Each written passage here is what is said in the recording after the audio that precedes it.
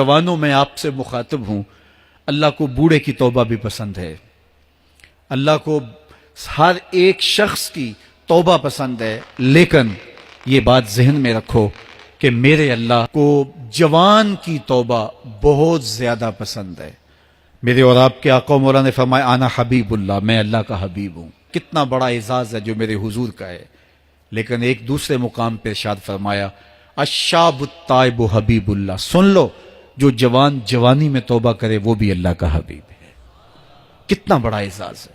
میں یہ دیکھتا ہوں کہ ہماری مجالس میں، بالخصوص آج کی اس مجلس کے اندر، مجھے جو لوگ دکھائی دے رہے ہیں وہ نوجوان ہیں۔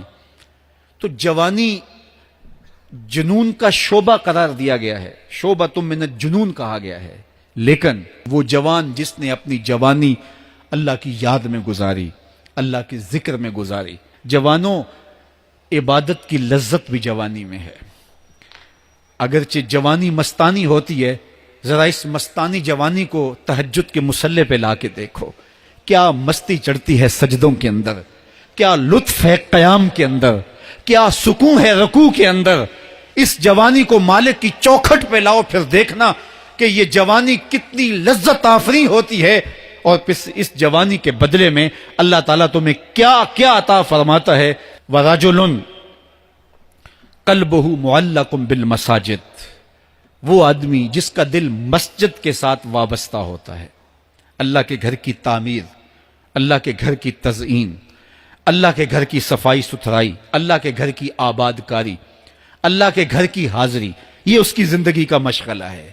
مسجد کے ساتھ وابستہ ہے، اس کو جنون ہے اللہ کا گھر خوبصورت ہو، اس کو جنون ہے اللہ کے گھر میں رونق ہو، اس کو جنون ہے کہ اللہ کے گھر میں صفائی ستھرائی ہو، پاکیزگی ہو، لوگوں کا آنا ہو، اور لوگوں کا مسجد سے ربط ہو، اور مسجد کی حفاظت اس نے اپنے ذمے لی ہوئی ہے، مسجد کے کام وہ غلاموں کی طرح کرتا ہے۔ سنو سنو، میرے حضور نے فرمایا قیامت کے دن اللہ اسے اپنے عرش کا ٹھنڈا سایہ عطا فرمائے گا۔ فرمایا کچھ لوگ مسجدوں کی میخیں ہوتی ہیں، جس طرح لکڑی میں کیل ٹھک جاتا ہے، وہ بھی مسجد میں یوں ٹھک جاتے ہیں، جب بھی تلاش کرو مسجد میں ملیں گے۔ فرمایا جب وہ بیمار پڑ جاتے ہیں، اللہ کے فرشتے ان کے گھر میں حال پوچھنے جاتے ہیں۔ یارو، جوانی کے ایام میں مسجدوں کے ساتھ اپنے آپ کو وابستہ کرو، مسجدوں کی صفائی بھی اپنے معمولات میں شامل کرو۔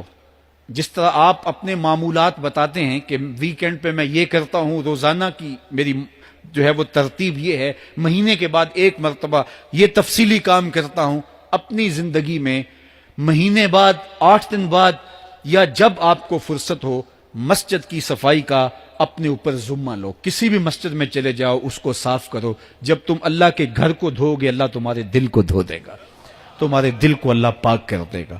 تو یہ مسجدیں کعبۃ اللہ کی بیٹیاں ہیں۔ اللہ تعالیٰ نے مسجدوں کے ذریعے زینت دی ہے زمین کو، جس طرح آسمان ستاروں سے سجا ہوا ہے، زمینیں مسجدوں سے سجی ہوئی ہیں۔ اس لیے اللہ کے گھر کے ساتھ جو شخص ربط رکھتا ہے، میرے اور آپ کے آقا و مولا نے فرمایا قیامت کے دن اس کو اللہ اپنے عرش کا ٹھنڈا سایہ عطا فرمائے۔